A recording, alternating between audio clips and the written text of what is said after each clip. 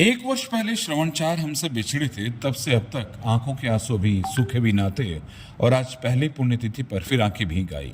परशुरामपुरा के रहने वाले श्रवणचार वो शख्स थे जिन्होंने अपने विनम्र स्वभाव से पूरे नवलगढ़ और उसके आसपास में एक अमिट छाप छोड़ी। दोस्तों के दोस्त और पूर्व मंत्री डॉक्टर राजकुमार शर्मा के बाल सखा। आज श्रवणचार की पहली पुण्यतिथि है। एक वर्ष पहले श्रवणचार हमें छोड़कर विधाता के पास चले गए थे। आज श्रवणचार की पहली पुण्यतिथि पर परशुरामपुरा में एक मेडिकल कैंप लगाया गया, जिसमें राजस्थान के नामी गिरामी चिकित्सकों ने अपनी सेवाएं दी। इस मौके पर पूर्व मंत्री डॉक्टर राजकुमार शर्मा भी अपने बाल सखा की पुण्यतिथि पर पहुंचे। एक वर्ष पहले श्रवणचार का हृदय की तीर रुकने से निधन हो गया था। इस मौके पर डॉक्टर राजकुमार शर्मा ने अपने बाल सखा को याद करते हुए कहा कि श्रवण जैसे दोस्त कम मिलते हैं। साथ ही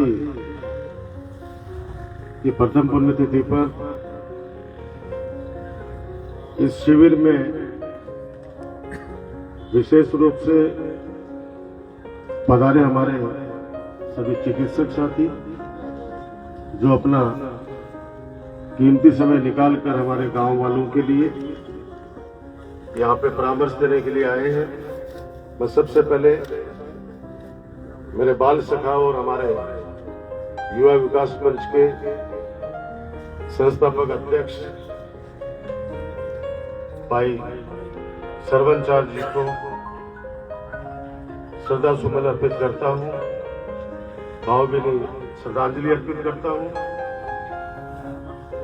श्री राम भाई साहब, सज्जन और बहुत से ऐसे यहाँ पे साथी बैठे हैं जिन्होंने उनके साथ बहुत समय बिताया है। एक छोटे से गांव से निकलकर नवलगढ़ तहसील के अंदर अपना नाम कमाना,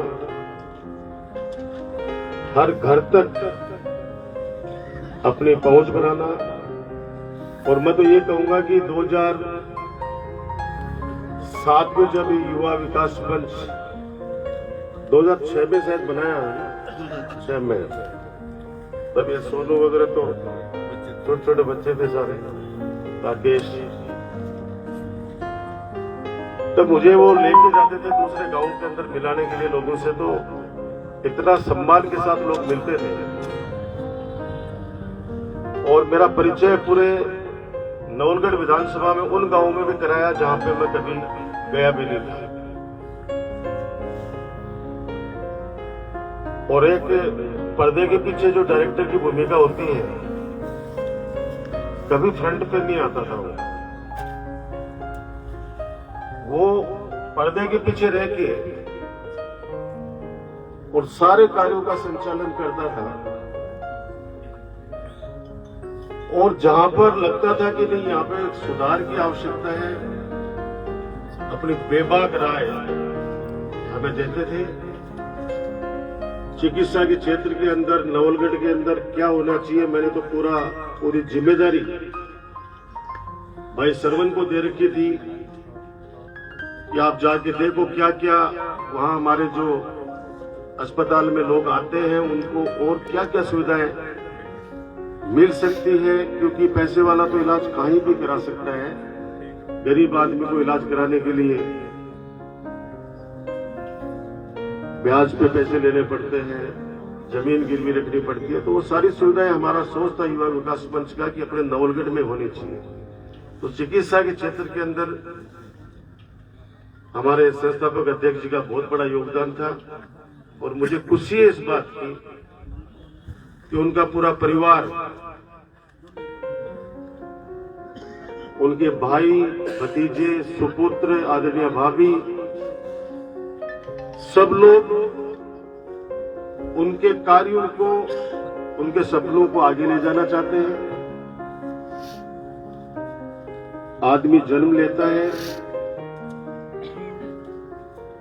और मृत्यु को भी प्राप्त होता है, लेकिन कुछ लोग ऐसे होते हैं जो कम समय में 50 साल की उम्र थी मात्र, एक उम्र लेके आदमी चला जाता है। तो हालांकि पूर्ति उनकी भी नहीं हो सकती उस परिवार के लिए और समाज के लिए, लेकिन ये लड़का तो अचानक हमारे बीच में चला गया। अचानक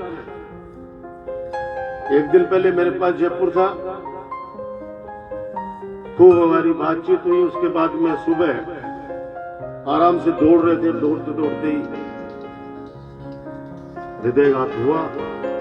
लेकिन उनके परिवार, उनके बच्चे, उनके भतीजे आगे छुट्टी लेके बैठ गए। सोनू ने तो फोन, चाचा ये कार्यक्रम करना है। मैंने कहा प्रथम पुण्यतिथि है, शुरुआत करेंगे अपन चिकित्सा शिविर से और सरवन के हर पुण्यतिथि के ऊपर बड़ा मेला भरेगा जिसके अंदर हजारों लोगों की सहायता होगी, हजारों लोगों की मदद होगी। और आज ये छोटा कैंप आपको दिख रहा है, वो वक्त भी आएगा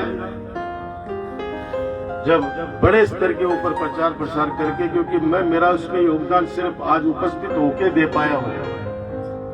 ये सारी मेहनत इन बच्चों की है, हमारे युवा साथियों की है।